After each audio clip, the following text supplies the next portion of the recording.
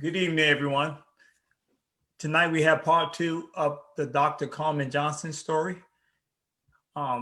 So far has been a phenomenal story, and we first want to start off by thanking everyone that has taken the time to sign the petition and support her plight, and ask that the ones that haven't done so, please sign the petition and help us in this plight of getting her justice.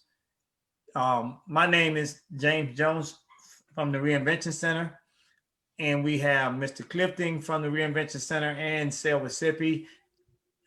We have Lisa Riley from the Reinvention Center and Breaking Silence. We also have a guest, Mr. Sean Dustin from Nowhere to Go But Up.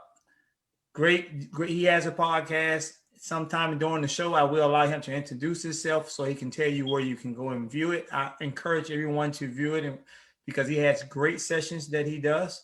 He has great information that he gives, and he's just all around great guy. So please, everybody, I thank everybody for coming. With that being said, I'm going to allow the host, Mr. Maurice Clifton, to take over at this point here. Oh, really? Yes, sir. Yes, sir. Yes. Okay. Yeah. Good evening, everybody. How y'all doing? What's up, Sean? Long time no hear from, man. Everybody doing all right? Well, I got Miss Erica on here. I got Sam. Hey, Sam. Way from the UK joining us. Hey, Miss Franks. How are you doing? Wow. From Indiana, Miss Felicia. My baby, Jessica O'Banner. Architects 1. I got Dr. Carmen. Everybody, Carlos. Brand. Everybody. It's good to see everybody, man. Last week, as you know, we had Dr. Carmen Johnson. We're doing part 2 of her story. And for those of you who wasn't on here, I'd like for her to just give a brief recap of everything that her story, huh? And go ahead, Miss Johnson.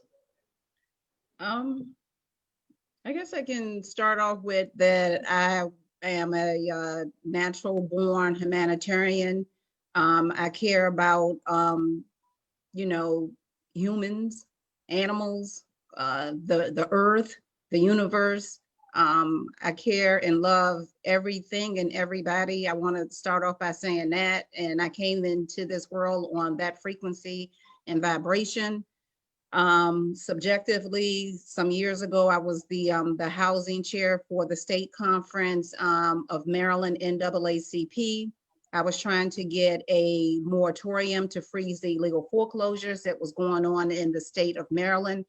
Subjectively, the foreclosures were going on all over the United States, but because I was living in Maryland and from Maryland at that particular time, and I was the housing chair for Maryland NAACP, that was my focus. And it was really hitting the Black community really, really hard. Not to mention, these were Black families, these were Black husbands, these were Black wives, these were Black children. And, and the myth is Black men don't marry Black women, Black men only make babies with Black women. Well, these were Black families. So that was my biggest issue, was the fact that these illegal foreclosures were destroying Black families. Then next thing I know, I started getting phone calls from other people, other cultures, from the Italians and from Jews and from, other cultures saying, hey, I'm in foreclosures too. We need help. And, I was all over the news, begging the governor at the time to freeze the foreclosures and to give us a moratorium. I was begging the state attorney of Maryland to please give us this freeze on the foreclosures that we needed. We did get the moratorium. Unfortunately, I didn't see it. I was hit with 24 counts of mortgage bank and wire fraud. I was slid in a real mortgage bank and wire fraud case with 14 Tanzanians. 2 of the Tanzanians, I knew they were realtors. My company, my for-profit company, did credit restoration, debt arbitration, financial planning, preparation for bankruptcy, rehabilitation after bankruptcy. We gave small loans by paying people debts off on their credit report. We were a member of Equifax, TransUnion, and Experian, so we was able to report our services and also report our loans that we was, paying people debts off with. And so we had a relationship with all the, not all, a lot of realtors all around the United States. a lot of mortgage companies all around the United States, the 5 major banks we had a close relationship with, over 2,000 creditors and collection agencies. So my company was a successful $1 million company. And those were the services that, my company offered. The 2 head Africans, they did get on the stand and they said, she didn't know about our scam, nor is she part of our Tanzanian community. She did not financially benefit. But one of them said, well, but she did work on our client's credit. And the other one said, well, she knew we were realtors. Well, I was licensed by the state of Maryland. I was registered with the Better Business Bureau. I was a member of Equifax, TransUnion, and Experian. You know what I'm saying? So I was part of that industry. And there was no way that a jury was going to find me guilty, not mentioning the fact that all the documents that they were showing was mortgage documents, which I had nothing to do with. And, consequently, what they did was they also showed the after credit reports. They didn't show the before credit reports when the people had all the junk on their credit. They just showed the after credit reports that listed my company's trade lines. And that's really unfortunate because that's misleading.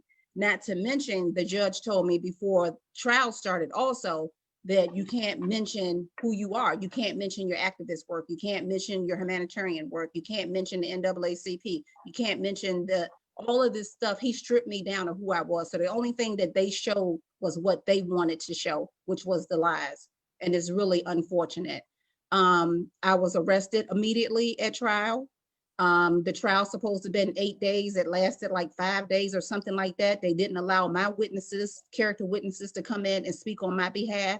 The feds went to the witnesses' homes, at 5 a.m. in the morning, telling them they didn't need to come and don't come, and things of that nature. They stopped the trial early. They said that I was a terrorist. They said that I was ISIS. They said that I was dangerous and they had to get me off the streets of Prince George's County, out of the state of Maryland, and that I needed to be arrested immediately. Subjectively, they sent me to a camp, but yeah. I spent 3 years and some months there. I've been all the way to the Supreme Court. Now I'm on my way back to the Supreme Court. I've spent over $300,000 in legal fees trying to fight for my name back, my money back that they took.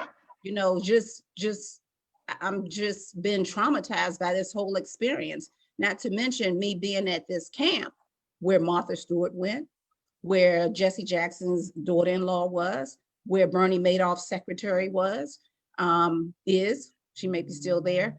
Billie Holiday was there. This is supposed to have been a camp.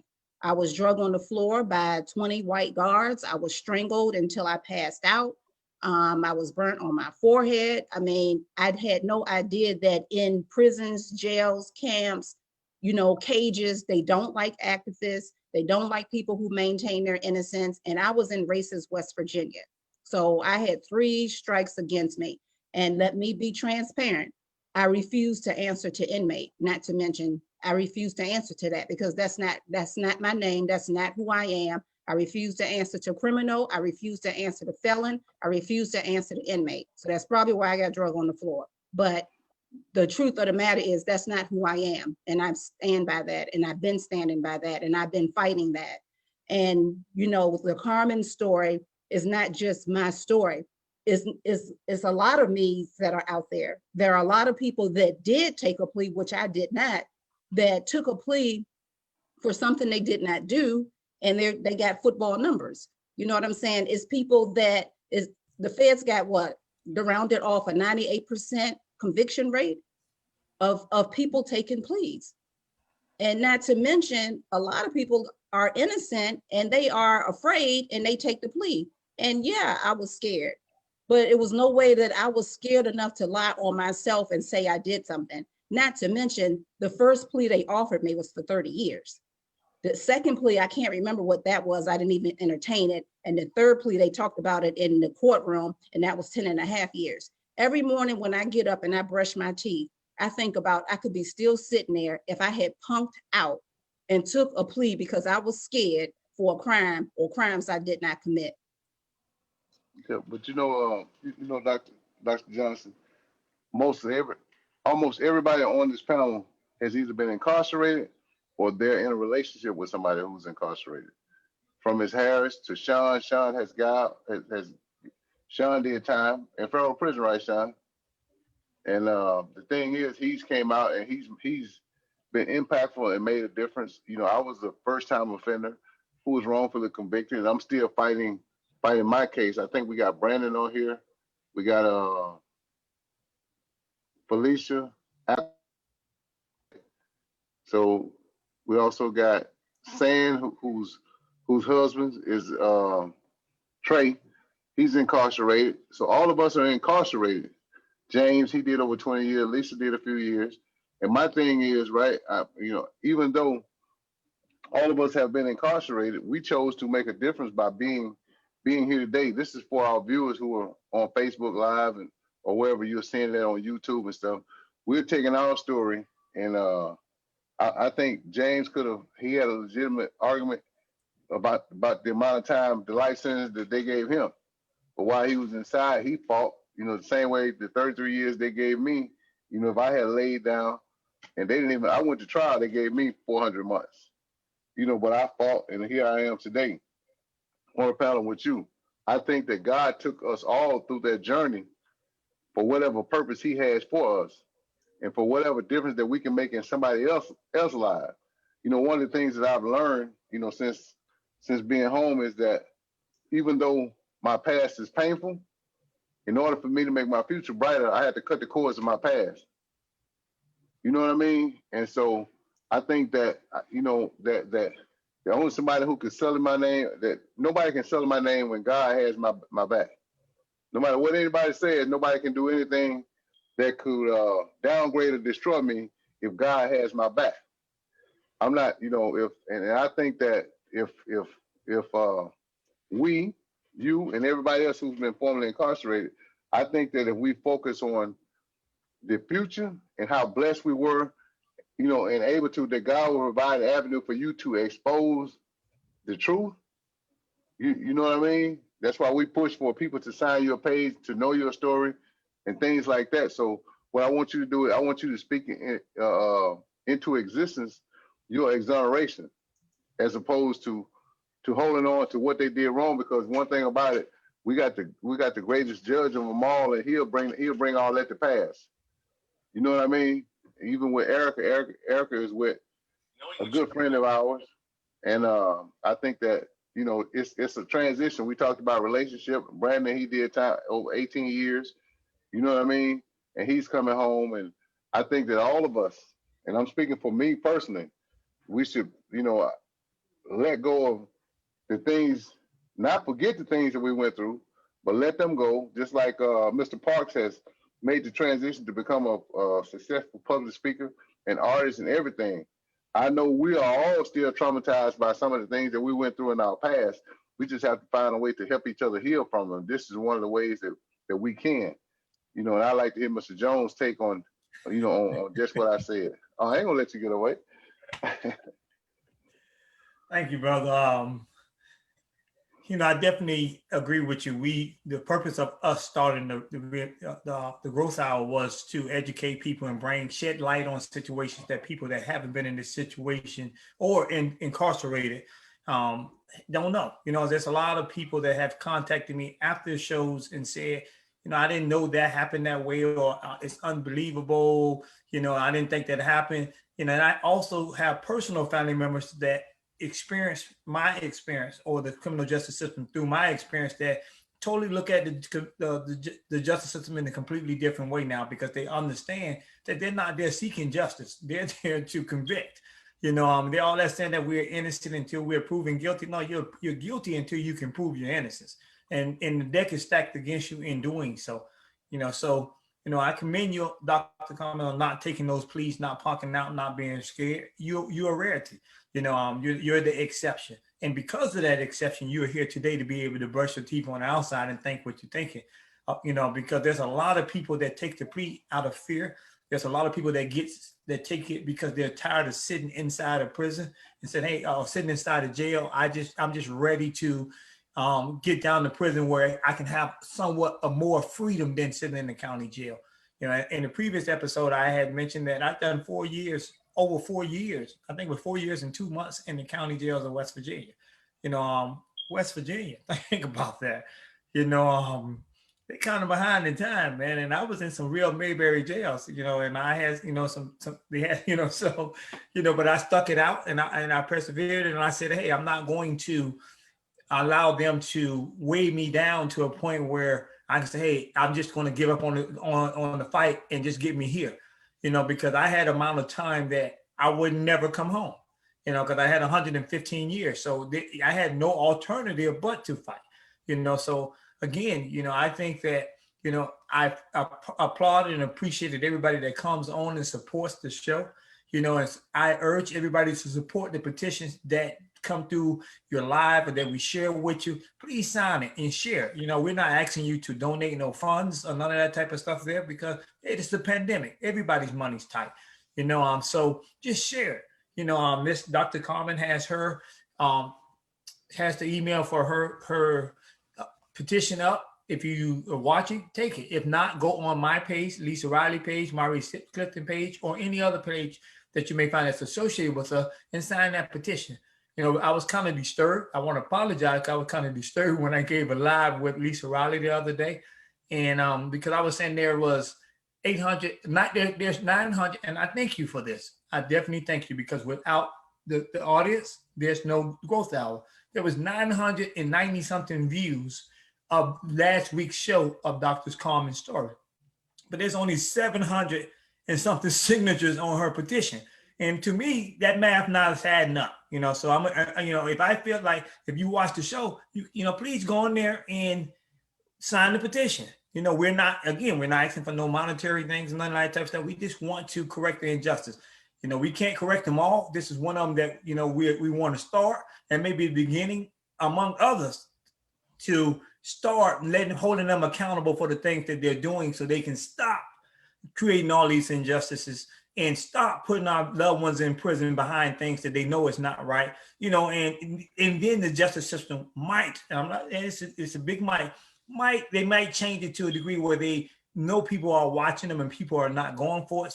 People speaking of us are not going for it. Family members, loved ones and stuff like that not going for it. So they have to do things a little bit different and be more realistic, so I encourage, I want to say again, thank you for everyone that does participate in any form, whether it's signing petitions, coming on the show, watching it on Facebook Live, we definitely appreciate you, and if you have, and as I said before, if you have any topics, any questions or anything, you can inbox me, inbox Lisa, inbox Maurice, or anyone else on the show.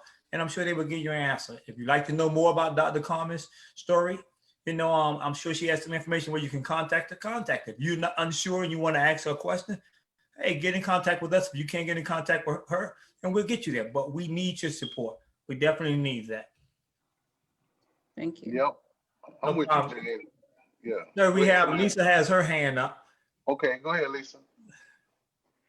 With Lisa Franks or Lisa Riley? Lisa Riley, sir. I apologize, Ms. Franks. I'm sorry. I just want to say thank you again, Dr. Johnson, for coming on, because, you're a survivor. And a lot of us women, we gravitate to each other.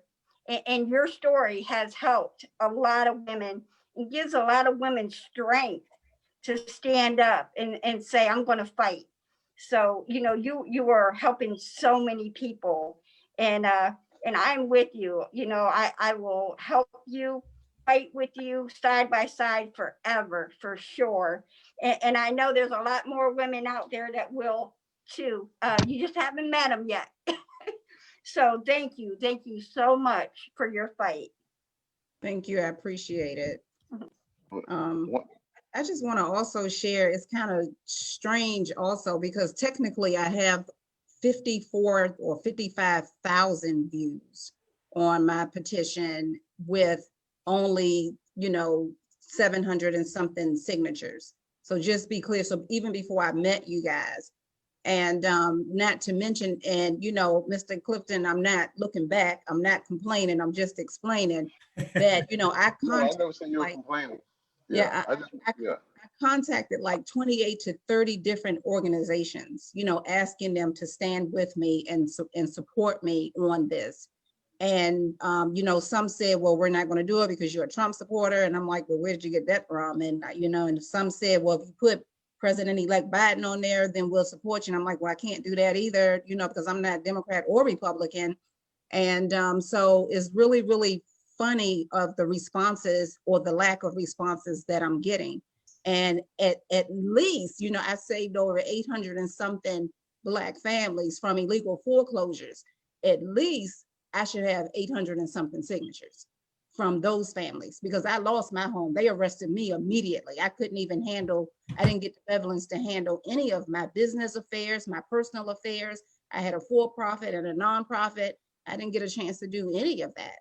So at least at the end of the day, I expected to see 800 and something signatures from those families that I helped. And I stand by that. And that's that. So Erica, you had a question? Yes, sir. I just wanted to speak to the number of views versus the number of signature. Believe it or not, in education and working in a lot of the areas you worked in, Dr. Johnson, it could be a gap of simply showing people how to sign a petition. You wouldn't believe how many people may not understand how to do it. And, we're all tech people that could follow through with something like that. That is a suggestion. Have you put a tutorial up of simply you do this, this, and this to see could that increase your numbers? that's a good suggestion, and I will take that into consideration, but I had not thought about that. Yeah, I hadn't thought about that. That's a good thing to think about. But 55,000 views, that's a big number. Well, people that don't in 2021 now that don't, I'm just saying. But the thing is, everybody don't look at the incarcerated problem through incarcerated eyes. If they haven't been directly affected by incarceration, then they don't consider it their problem. You know what I mean? And I think that the route that you're going in is a positive one, because if Sean has a very powerful show. I watch it often, not as much as I should. Lisa has a very powerful show. This is a very powerful show. And so it takes time to make people, to get people to grab on to what's an issue. Nobody thinks it's a problem until one of their loved ones becomes incarcerated. And so they don't really see it. They just say, okay. And especially the only thing they say, it's just another criminal crying out against the system. And that's how they feel until one of their loved ones get incarcerated, and then they want the whole world to help them. I wasn't saying that you were like complaining. What I want you to let's put some of that energy into, just like Erica just said, teaching people how to sign your petition so we can educate them. And the more you talk, the more people are going to listen. So the more platforms you get on, the more people are going to listen to you. But when people hear, it makes us sound disgruntled, so to speak. Yeah, we can be disgruntled, but we can be disgruntled on the inside. Okay, what are we going to do about it? You know what I mean? And you're doing, I mean, like you coming on here is saying that you're doing something about it. You know what I mean? So people don't want to hear, because people in the street got their own problem now with COVID and everything. People are struggling day to day to survive day to day. A lot of them don't know where their next meal is going to come from. They don't know where their next bill is going to come from. But people love a heroic story, and yours is a heroic story. So what I'm saying is, I want you to focus more on telling your story, not saying taking out everything, but you can give them the fight later. Let's get it in front of somebody who's going to listen. And let's get the people to sign the petition. You know what I mean? And so that's what Sean just offered that. Sean said, when you come on his show, you can do a tutorial on his show. We're with you. I'm with you 100%. If I'm here, I'm with you. And that's one thing about it. James can tell you, because if I'm not with you, if we had somebody on here, then I wouldn't even be on here, or I wouldn't even share the story. I'm just, the only thing I'm saying, a lot of times we as formerly incarcerated people, it's hard for us to see ourselves. and to accept, you know, like constructive criticism. And so I'm forever lifting everybody on this platform up because you took time to come here. You know what I mean? Like, say my story. My story is my son. I had to try to raise my sons from prison, and my son's wife is on here now. I met her. Her and my son were high school sweetheart, and I had the opportunity to talk to her through letters and on phone calls and everything. And I consider her, you know, my daughter. You know what I mean? It's Allison. Her and my son are probably listening now, but what I did while I was inside, as much trauma as we went through, Mr. Parks can tell you, Mr. Jones can tell you, Sean can tell you, you know, like I started off at the penitentiary, like Mr. Jones did, like Mr. Parks did, and we went through hell every day.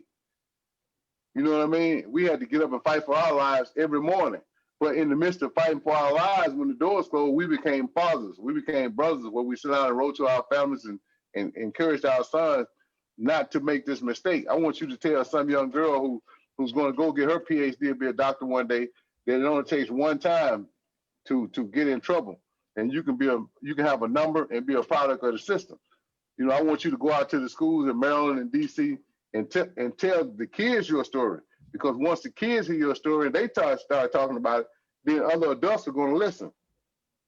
You see what I mean? Grown folks don't want to hear other grown people's problems. So we know we have to get the ears of the innocence in the child. And once they hear our story and they see our story and they know that they can, you know, that they're struggling to become successful like you. There's some child out there right now struggling, trying to make ends meet with the virtual learning. She's trying to catch a hold to that. And she's trying to, okay. All right, yeah, but so that's all I was saying, Michelle. So I'm with you 100%. That's all. I just want us to reiterate this energy and let's, you know, move the plow forward. Erica, you got your hand up? I was just going to speak to it. You said two things. I want to make two fast points.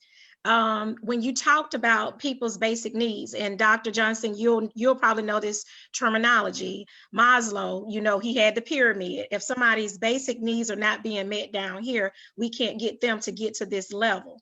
And I want to say, for me, I hear your story. I understand. I'm so passionate about your story because I work in the same industry as you. In one wrong paper signing, I was over a credit union. The same thing could have happened to me. So I hear your heart. So whatever I can do to help you, I will. So I understand the struggle. So I appreciate that. You know, it's funny. Well, it's not funny, but I have to be as transparent. You know, years ago, I remember one of my clients calling me, and he was telling me that he had just gotten raided. And I said, raided by who? Like, I mean, I was so green. I was like, raided by who? And he was like, the feds. And I'm like, why are you calling me? You know, you must have done something. You deserve it. If the feds came, you deserve it. You know, lose my number. I remember saying that because I was so green to the fact of our government. And this is why it's also so important for me to tell my story, because my story is your story and your story, and your story is so many people's story. Like, I was totally oblivious to how the injustice system actually worked. And you know, every day I have to forgive myself, and I can't remember who the client was. I just know it was probably in 2009, 2008, 2010. But every day I'm haunted by that voice over the phone, you know, and because I was that person, you know. But now I know how unjust this system is. It breaks my heart that, you know, of what I went through and what, you know, other people are going through. You know, I heard other people's stories while I sat at that prison camp. You know, I heard their stories. You know, one woman, you know, one count of mortgage fraud, and she was doing 11 years or something like that. You know, and I had 24 counts and did 3.5 years. But it's just the whole system is just messed up. It needs to be, people are talking about defund the police. The whole system needs to be looked at. That's the point of me asking the President of the United States, the chief and commanding officer, to investigate my case not just give me a pardon and be done with it. No, investigate my case, because I'm not the only one that this has happened to. This is happening a lot. That's why this is so important. Yeah. Go ahead, James. One of the things I want to say is what makes your story one that everybody wants to push. It's the fact that you were an individual that got up every day, went to work, you did everything that you're supposed to do. You didn't do no wrong. You wasn't hanging in the wrong crowds. You wasn't dealing in drugs. You wasn't hanging around drug dealers or any other type of criminal. And then one day you wake up and your whole world is turned upside down. You know, the thing that I want everybody to get is this can happen to anybody, any citizen. It's not that just because we are, people are around bad people or guilty by association, you wasn't associated with no bad people. So that didn't apply to you. You wasn't dipping and dabbing. So that didn't apply to you. You were doing everything that you were supposed to do, and you still ended up in prison with a number. Not a name no more. They strip you of your name. For the people that do not know, they strip you of your name and you're a number at that point. That you heard that on TV. That is correct. So you became a number, and now you're fighting to get back the small rights that they do give us as citizens of the United States. You're fighting to get that back. And all because somebody didn't like what you were doing. And this is what people must understand. It's not all the time about committing a crime. It's who toes you stepping on, and who's connected to those toes, and who are they connected to. So people must be understanding that the system, is not 100% about going to do criminal. They get some people out of the way, and they use it to get people out of the way. Not only by sending them away, but getting you out of the way. If I don't want you involved with this, they'll chump up some charges. And this is what happened in your case, and that's what sticks out the most to me, that you were a person that did no crime. You didn't do no wrong.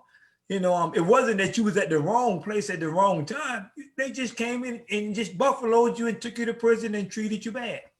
Well, the most powerful man in Maryland, contacted me, and he demanded that I go back on the news to say that we didn't have any illegal foreclosures going on in the state of Maryland, and I refused. I even got several phone calls after that asking me how much did I want or what did I want. And I said, well, when I was trying to figure out what are they talking about? What do I want? How much do I want? Like I couldn't, my little green mind couldn't understand what they were talking about. But I asked for commission to go through all the illegal foreclosures that were going on and to find out why they were happening. And I wanted a moratorium. And then they kept asking me, well, what else do you want? Well, that's what I want. Well, what else do you want? Not knowing that normally people of color in certain positions take the bag and sell our people out. And that was something that I was not going to do. Not to mention, at first I didn't know what they was talking about. But when I figured out what they was talking about, it was no way that I could break down or take a bag knowing that they were destroying now, not just Black families, but a lot of families in the state of Maryland. There was no way that I could do that. And I stand in my pride because I did not do that. And I stand in my pride because I fought them back. I mean, I was filing military papers that they was committing fraud. I was filing all kinds of stuff. I was fighting them tooth and nails. You know what I'm saying? I just didn't just lay down and bend over and say, okay, give it to me. I mean, I was fighting them tooth and nails, and I was scared, and I was fighting by myself. And I was being followed by the bank investigators. I was being followed by the feds. I kept telling the NAACP, I need bodyguards. I need a driver. They're running me off the road. They're coming in and out my home. They're calling me in the middle of the night, the N-word. I need help. Not knowing that the NAACP got their marching orders to step back and stand down. Now the NAACP has the national, allegedly, what I hear, they have Wells Fargo and Ocwen, they have an office inside their office. How does that work? Go ahead, Jane. Do you think that, in your opinion, let me say it that way, in your opinion, do you think that yours, because they sacrifice you, they sacrifice you, and do you think that your sacrifice was beneficial to others? We didn't want you to go to jail. We hate that you went through where you went through, and we're definitely fighting to correct this injustice. But do you think that what happened with you changed and made it better for others? I saved over 800 and something families from illegal foreclosures. I understand that, but do you have any laws changed in since that? As far as in the area that you were fighting for? That's what I'm asking. Did the system go and change anything, or did they just remove you and it just went away? That's what I'm asking you. They removed me. They did get a moratorium. The NAACP did some photo ops with the governor, and he signed something of another. But to be totally honest with you, with my PTSD, I can't go back and research anything that's dealing with the moratorium or the foreclosures or anything of that nature. You know what I'm saying? Not to mention, we're here it is again. Now people are in the process of losing their homes and their apartments because they can't pay their rent because of COVID and things of that nature. So that kind of triggers me a little bit, but I haven't went back to research what has happened. But I do know a moratorium did happen. I do know that the governor at the time did sign something and they had a bunch of photo ops. I do know that. And I do know that 800 and something families were saved. I do know that. Thank you. Thank you. So my mission now is about people that are still behind the wall, still in jail, still in prison, still in cages, still in camps. My mission now is about them because I'm so concerned because I done been there. You know what I mean? I know what it feels like, whether you innocent or not.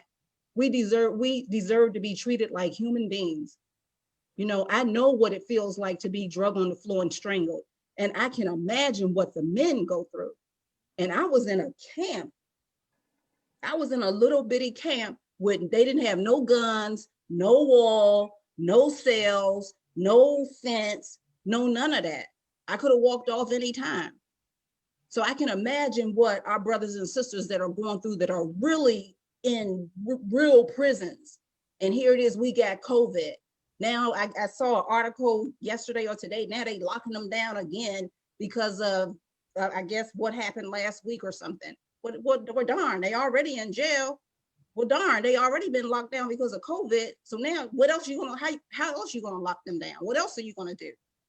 Not to mention, you don't get the best medical treatment there. You don't get no mental health treatment there. You don't get the best diet there. You don't get nutrition there. You don't get any of that stuff there. You don't get love. You don't get touched unless you go the other way. You don't get any of that stuff.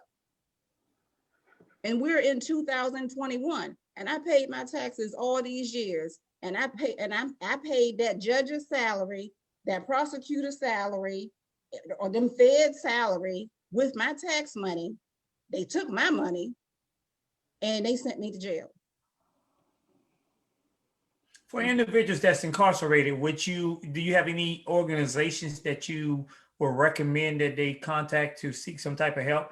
You know, I understand how you feel about the NAACP, and please know that we share the same opinion, for different reasons, but we share the same opinion.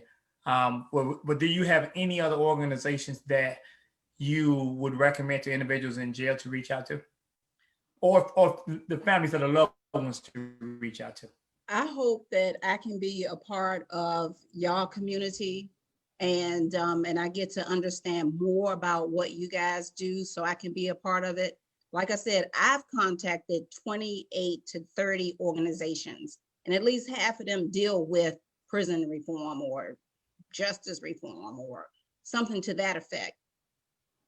And I didn't get help. And I can't even worry about, out for months, I was worrying about what am I doing wrong and blah, blah, blah, and this and that, and this and that. I can't worry about that. So I have to move forward. And then I ran into Mr. Clifton. You know what I'm saying? And then I'm like, okay, because I had already just gave it all to the universe. I'm like, universe, you just take this and you handle this, because I can't handle this and I don't know what I'm doing wrong. And the thing is, I've contacted so many people and they wasn't interested. And I don't know, I think someone told me, well, you didn't do enough time. Well, 3.5 years for something I didn't do, that's a long time. Subjectively, it's people that are doing a lot of time, and I promised myself and I promised God that I would never ignore an email or a letter from someone on the inside. And I get letters, I get emails, I contact, politicians to assist with whatever it is that they need that are on the inside, because I know what it looks like. So I'm doing the work myself, and I would certainly love to be part of an organization that will accept me and my services that I'm willing to give. You know what I mean? Because I've made my contact, but apparently it wasn't a right fit. Know that we definitely welcome you, and we look forward to working with you. You know, so we all do what we do to educate everybody and uplift and help any way we can. So you're definitely welcome into our family. I would like to say, instead of a community or organization, you're definitely welcome into our family. And it asks Lisa and everybody else today, and I'm sure it applies to everybody that's on this platform. Anything that we can do, we're going to do. There's no question about that. Anything that we can do, and I'm going to repeat that, anything we can do, we're going to do. We're going to push it. We're going to try to make sure it happens, because we would love to see you get justice. And hopefully this will open the floodgates for other people to get justice that's in similar situations as you. Mr. Dustin, you had something you want to say? Yeah, well, first of all, thank you for sharing your story. That's horrible. Unfortunately, our judicial is more of an arm of trying to coerce and quiet people instead of actually doing justice work. But what I was going to say is that have you heard of the Con, that true crime documentary series? What is it called again? It's called The Con, and it's a true crime documentary series that touches on everything that you're talking about. I'll put the link in the chat so you can take a look at it. Okay. I've interviewed 3 of the producers from that show, and they're thinking about they've got enough content to put out another sequel to that.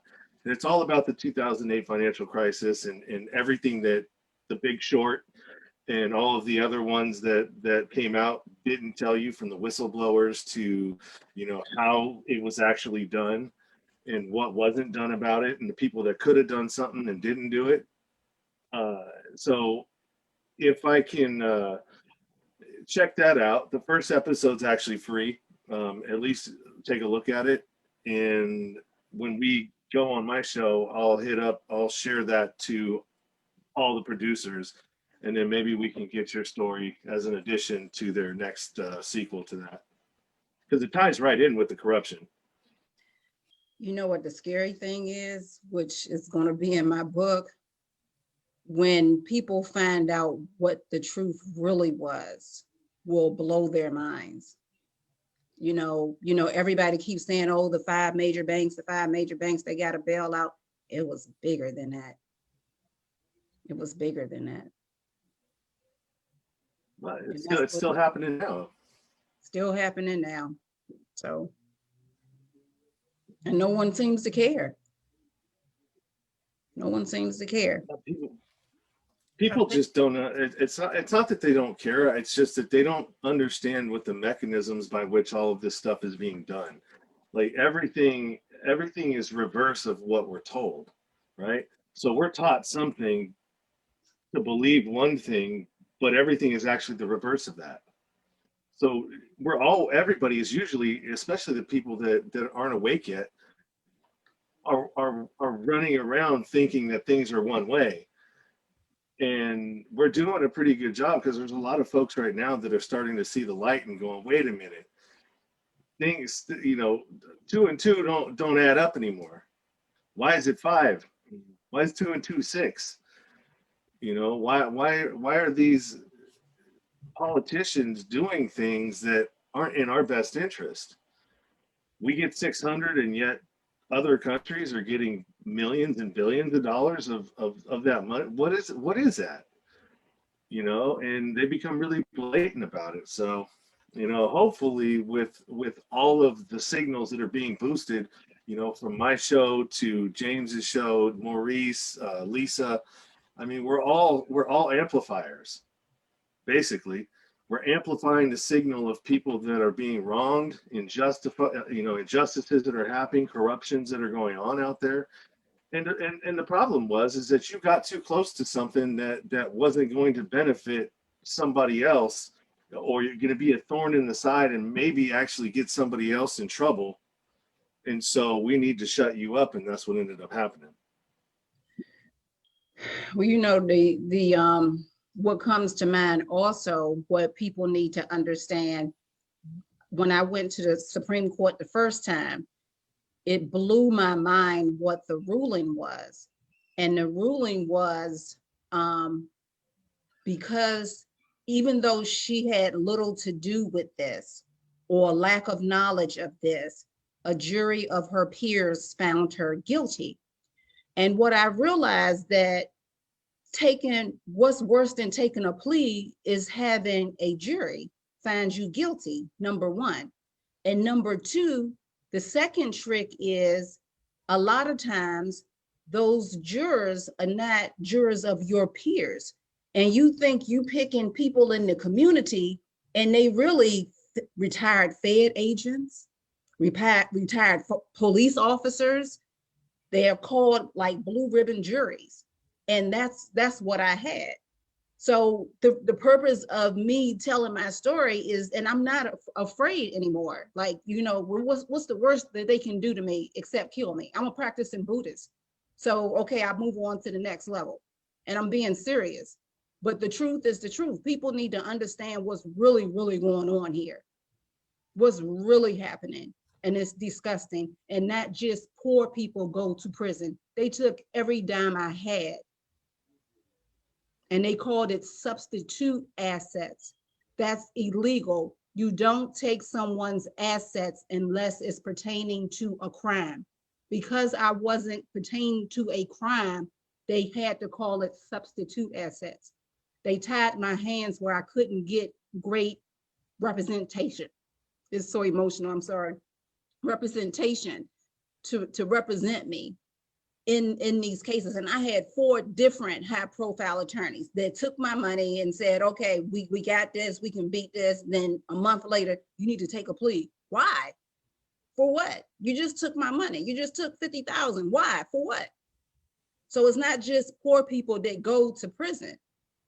And be careful of those jury pickings and please stop taking pleas. I say you got to fight, but I need a community like you guys to understand this and to put all this in perspective and how we can help others, you know, that are either getting ready to go through the process or, you know, are in the process, you know. I remember being that first night, and I like nice things. And I remember that first night being thrown in DC jail. They took me from Maryland over into DC, and they threw me in a cell with fecal matter all over the walls and floors. And all because I wanted to help people. And you know, unfortunately, you will never ever forget what you've been through. But you know, you are so powerful, and you will help so many people. You truly will. In fact, I'm positive there's somebody watching this right now that is just pulling your strength.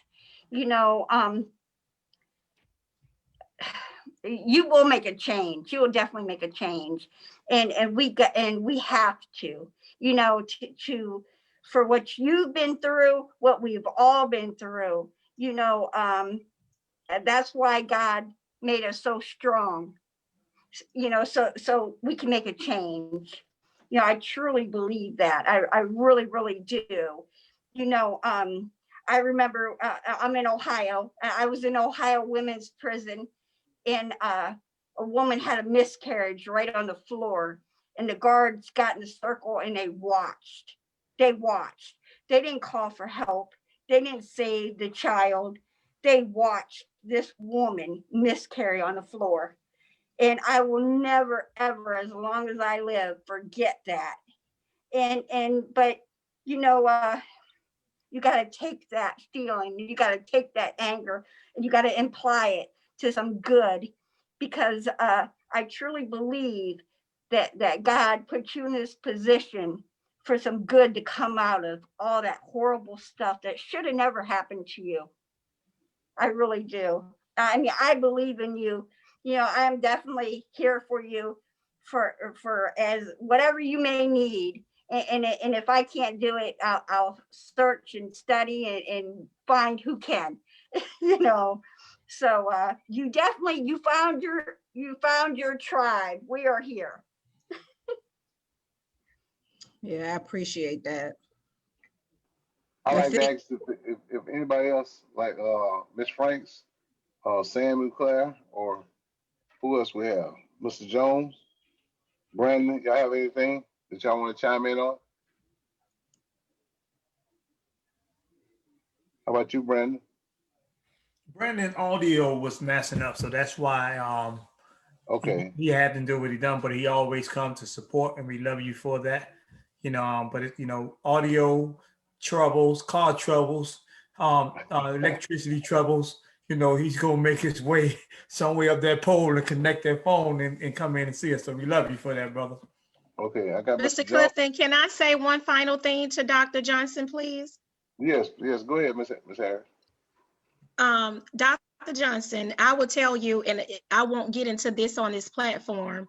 They allowed me to speak to a subject that was dear to me, and I could have just stopped being a part of this program after I kind of went through that process.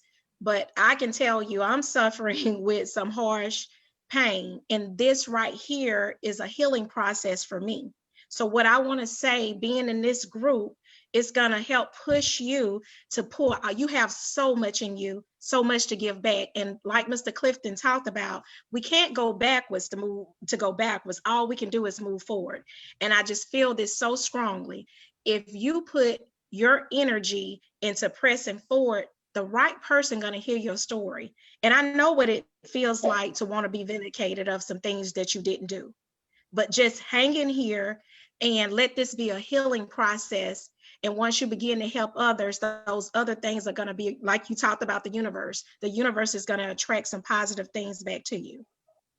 I appreciate that. Mr. Jones, the other Mr. Jones, little Mr. Jones. I think his I'm the big Mr. Jones. I'm older than him, believe it or not. But can you hear me? Hello? Yeah, we can hear you, sir. Go ahead. We can hear this fear you telling. Well, go ahead. I think if you can't hear me? No, we can hear you. Okay, imagine that. 2 quick points. Okay, quick points. Ms. Harris, you're right on point with regard to the tutorial. I also just want to make a comment that after I shared Dr. Johnson's story, I got back a response from one of my a guy I called my friend, and he responded with that he wasn't signing the petition because he didn't want to ask the president for anything. He didn't want to be a part of anything.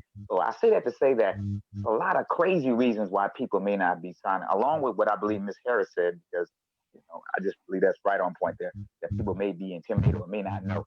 But there's just a lot of crazy. There's no way you should have just if someone sees it, just right is right. Just right is right. And therefore they should be compelled to sign, or they should want to sign. So, but I've come to realize that with the growth hour and just life itself, it teaches me that a lot of things don't make sense. And life is mostly about perspective. That's how people see it. I don't have to agree. I seek to understand what you think and how you get there.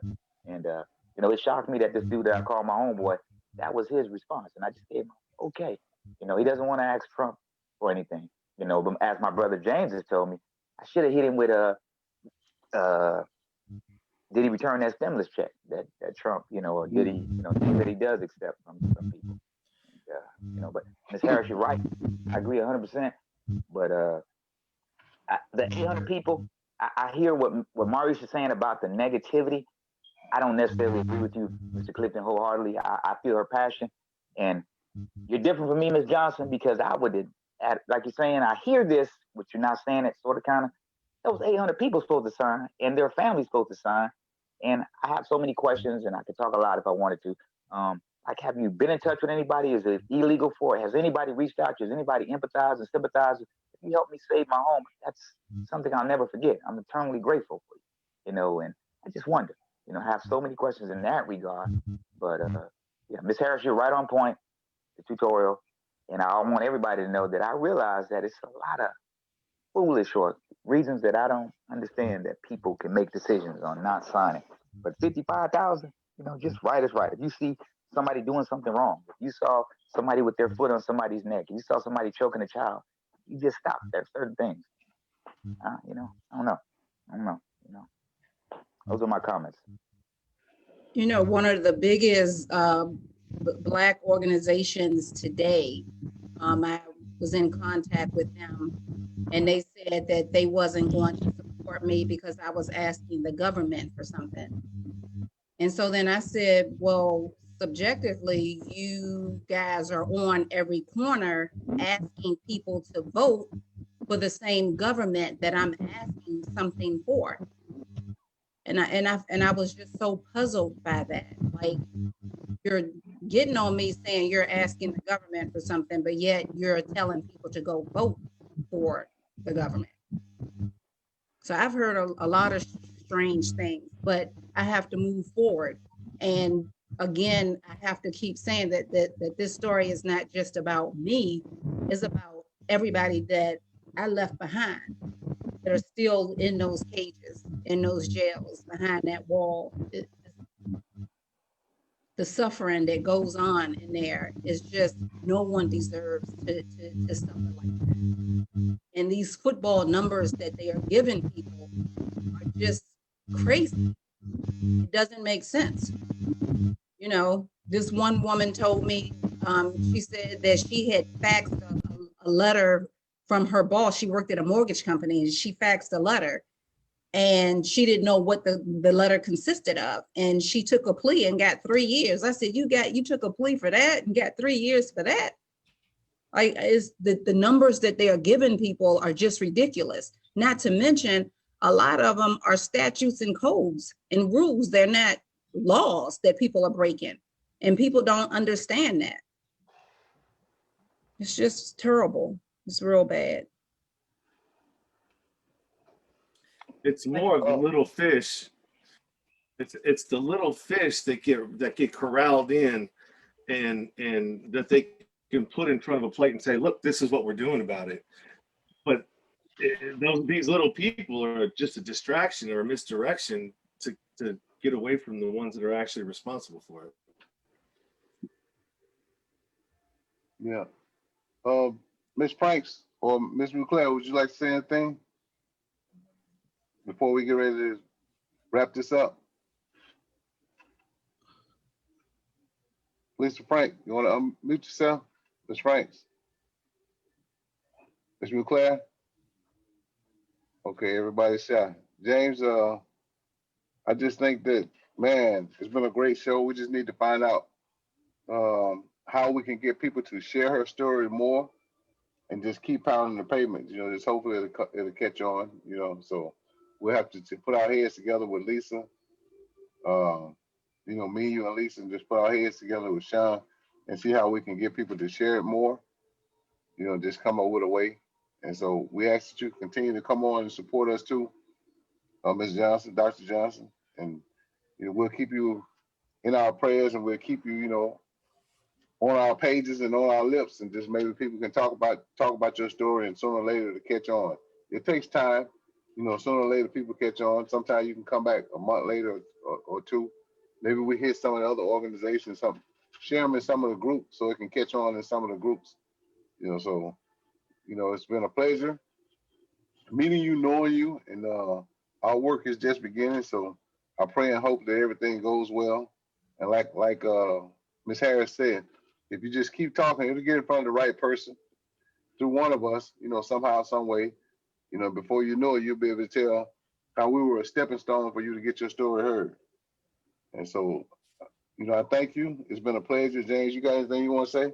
Yes, I want to access yourself, Miss Riley, and Dr. Carmen, stay on the show afterward. When we end it, stay on, and I'm going to stop the mute because I want to discuss something with y'all. Okay. Thank you, Mr. Clifton. I appreciate your warm words. And I appreciate you accepting me in your heart and, accepting me as your friend on Twitter.